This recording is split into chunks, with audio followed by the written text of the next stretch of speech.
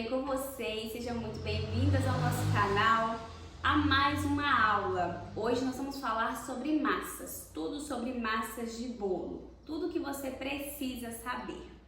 Eu sou a Messia Nicole, confeiteira há mais de 7 anos, trabalho com bolos de aniversários exclusivos, espatulados em buttercream e também sou professora de confeitaria. Eu ajudo mães a fazerem renda extra, trabalhando de casa do lado dos seus filhos, fazendo o bolo da cozinha da sua casa.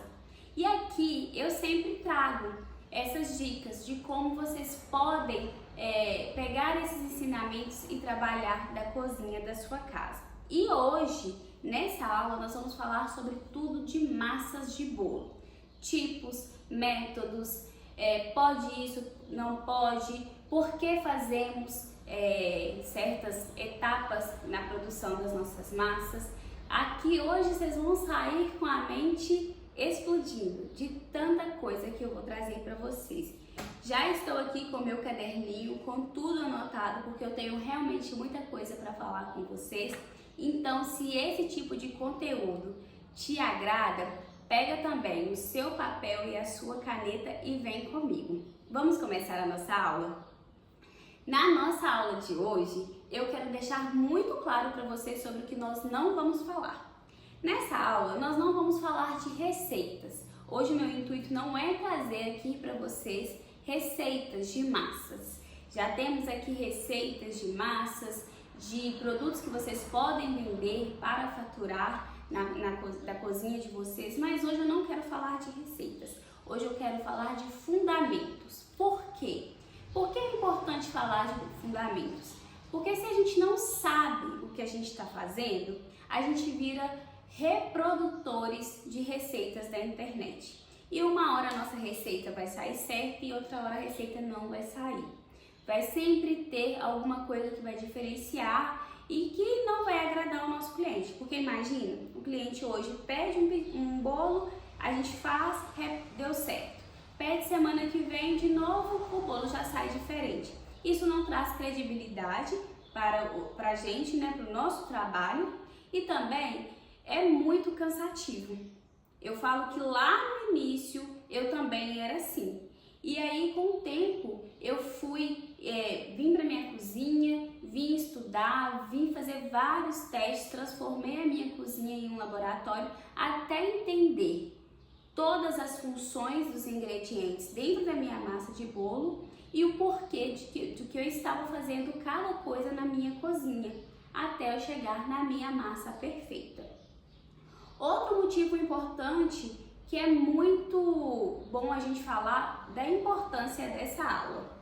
Nessa aula vocês vão aprender tudo sobre massas e isso também vai facilitar a sua produção.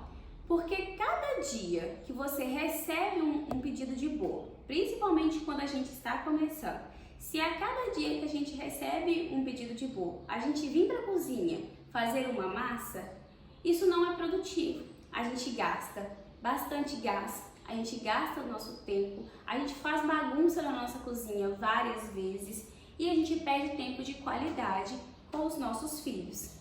Então, eu quero trazer para vocês esses fundamentos hoje para que a sua produção seja eficiente, para que você venha de forma organizada para a sua cozinha e você consiga render, tá claro?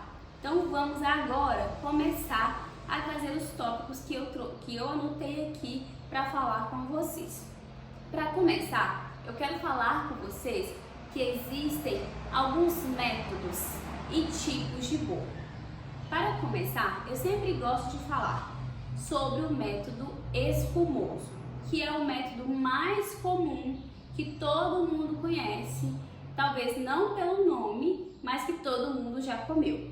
O método espumoso é o método de quando nós temos na receita que fala assim: misture os ovos, sejam ovos inteiros ou apenas as claras com açúcar e bata até dobrar de tamanho. Quando nós misturamos os ovos com o açúcar, nós estamos fazendo uma aeração. E aí, o que acontece com essa massa? A gente coloca o açúcar e o ovo e ela dobra de tamanho. Por isso, o método espumoso. Qual é o tipo de bolo mais comum do método espumoso? O pão de ló. Então, viram o que eu falei com vocês? Com certeza todo mundo na vida já comeu um pão de ló. Me conta aqui, se você já comeu um pão de ló, você nunca comeu, eu duvido que vai aparecer alguém aqui que vai falar que nunca comeu um pão de ló, não é mesmo? O segundo método, que também é muito conhecido, é o método de adição. O que é o método de adição? Quando vamos fazer, por exemplo, um bolo de cenoura, que nós colocamos todos os ingredientes dentro do liquidificador, é um método de adição, que é o quê? Colocar todos os ingredientes de uma só vez na batedeira ou no liquidificador. Também muito conhecido no método de adição é um bolo de nada. Aqui eu chamo de bolo de nada. O que é o bolo de nada? É um bolo de farinha de trigo, que também é muito saboroso só por ser um bolo, mas que ele não é saborizado, por isso que eu chamo de um bolo de nada. Me conta aqui também, como vocês chamam esse bolo aí na região de vocês? Aqui eu chamo de bolo de nada, quem sabe, né? Não tem um outro nome aí e eu não tô sabendo. E o terceiro método que existe é o método cremoso, que é quando nós pegamos a manteiga com o açúcar e fazemos uma cremagem, por isso cremoso. Vamos colocar manteiga e açúcar primeiramente na batedeira, vamos bater bastante até formar um creme, geralmente ele fica um creme mais esbranquiçado, e só depois a gente vem colocando os ovos, os secos e os líquidos. Um exemplo de bolo do método cremoso é a nossa massa amanteigada, que eu, por sinal, amo a massa amanteigada, só trabalho com massa amanteigada aqui nos meus bolos exclusivos, porque eu acho que é uma massa incrível, uma massa super saborosa, uma massa super estruturada e segura. Me dá muita segurança entregar esse tipo de produto para minha cliente, que eu sei que eu não vou ter problema, sabendo as quantidades exatas da minha receita, seguindo todo o passo a passo que eu já elaborei ao longo dessa minha jornada como confeiteira, eu sei que essa massa não me decepciona nunca. Então, ao entender os métodos, de bolo que existem, que são espumoso, adição e o cremoso, me contem aqui qual vocês já usam aí na confeitaria de vocês, qual vocês mais conhecem e se tem algum que é o favorito de vocês. Deixa eu saber aqui nos comentários quais vocês mais gostam e o porquê, pra gente poder direcionar aqui as nossas próximas aulas. Pois bem, agora que vocês já sabem sobre os tipos e os métodos de bolos, eu quero falar com vocês sobre produção, quando vamos produzir. Como eu disse no início dessa aula, é muito trabalhoso. Se na segunda você receber um pedido de massa, vem para a cozinha, faz essa massa. Na terça-feira ou na quarta você recebe outra massa, vai você para sua cozinha de novo. Suja mais vasilha, gasta gás novamente, deixa o seu filho de lado um pouquinho, para poder fazer bolos de novo. E aí a gente vai perdendo tempo de qualidade, tempo que a gente poderia estar fazendo outras coisas. Então, o que é importante você saber neste momento? Que bolos, massas de bolos, nós podemos produzir todas essas massas de uma só vez, desde que sigamos um passo a passo e nós armazenemos essas massas de uma forma correta. Então, para as massas de método cremoso, método espumoso, método de adição, quando nós colocamos um fermento nessa massa, dois pontos aqui que são viradas de chave na nossa produção, que vocês precisam saber, que é, primeiro, fazer massas, fazer todas as massas, ter uma previsibilidade da quantidade de massas que você tem a capacidade de vender dentro de 1 ou 2 semanas. E aí você vai preparar essas massas para assá-las todas em um único dia. Como você vai fazer isso? Você já sabe, tendo essa previsibilidade, você vai preparar as suas massas, vai colocar todos os ingredientes, líquidos, secos, fermento, misturou, colocou na forma. Cabe tudo no seu forno? O primeiro ponto é, se sim, coloca tudo para assar de uma vez. Se não cabe tudo no seu forno, as suas massas já estão nas formas, ou se você não tem várias formas disponíveis, você pode deixar no bol da batedeira. As massas que não forem ser assadas imediatamente, você pode colocar elas na geladeira. E as massas cruas, elas têm a durabilidade na geladeira, mesmo que com fermento, por 24 horas. Agora eu quero falar com você que você assou todas as suas massas, mas você não vai vender todos esses bolos dentro de 2, 3 dias. O que você vai fazer? Com as suas massas já assadas, você vai embalar essas massas, espera esfriar, obviamente tem que esfriar 100%. Você vai embalar essas massas, etiquetar com o tipo da massa, o sabor, a validade, a data que você fabricou, e você pode congelar essas massas. E essas massas, elas podem durar em média de 15, na verdade, né? A depender do seu, se você vai usar freezer, se você vai usar congelador, da temperatura do seu freezer ou congelador, ela pode durar de 15 a 90 dias. Com isso, você está ganhando bastante tempo aí na sua produção, porque você não vai precisar ficar indo todos os dias para a sua cozinha para assar massas. E o melhor, quando o seu cliente te pedir um bolo, você já está um passo à frente.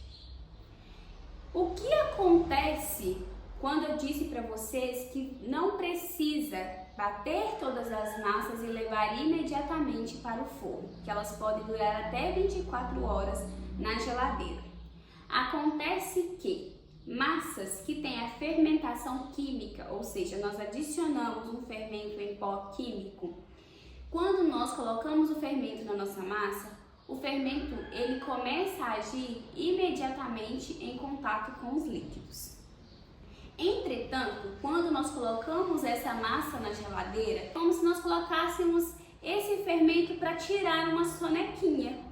E ele tem essa durabilidade de 24 horas. Passando disso, vai perder aí toda a validade, todo o seu efeito. Então, não deixem passar desse prazo. Sobre fornos. Coloquei as massas no forno. Quanto tempo após isso eu posso abrir o meu forno para ver se a massa já está assada? Acontece, gente, que nesses fornos convencionais que nós trabalhamos na nossa casa, um bolo nunca vai estar assado em menos de 20 minutos. E esses 20 minutos é exatamente o que eu indico para vocês a manterem pelo menos o forno fechado. Quando nós colocamos uma massa de bolo para assar, a gente nunca vai abrir o forno com menos de 20 minutos. Porque isso, o bolo está começando a assar, o forno está quente, vai entrar uma corrente de ar fria que pode alterar a estrutura da nossa massa, pode fazer com que a nossa massa murche. Então não é isso que a gente quer, sendo que até o bolo não vai estar assado. Então nunca abrimos o forno com menos de 20 minutos após ter colocado. Depois de 20, 30 minutos, aí a gente já pode começar, a verificar se o nosso bolo está assado.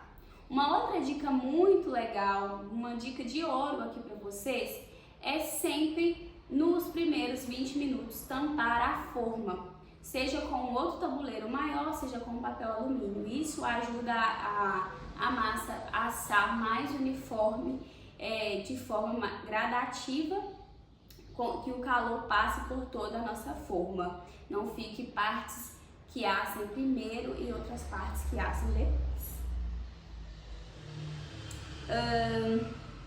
Vocês já devem ter visto algumas receitas que pedem para adicionar bicarbonato na receita como se fosse o fermento.